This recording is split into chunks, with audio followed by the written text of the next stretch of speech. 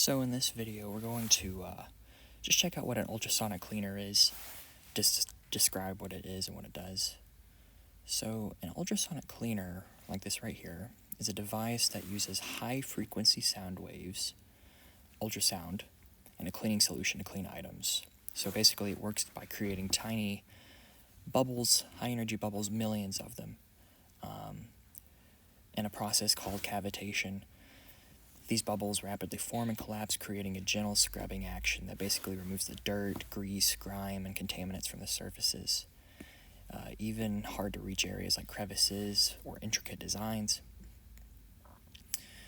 So what's really cool is that, you can pretty much clean almost anything. Jewelry, medical equipment, automotive stuff, electronics,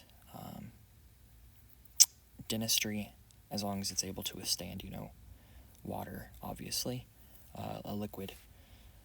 As you can see right here with this like cake cover, it had some soot from a fire job. Just look how clean that is. It would have took, minutes longer to clean it by hand, but with the ultrasonic cleaner, those bubbles really got in and is cleaning that off. So we use this for our restoration purposes in order to get soot off of things during fire jobs so we can make sure that your items are cleaned properly.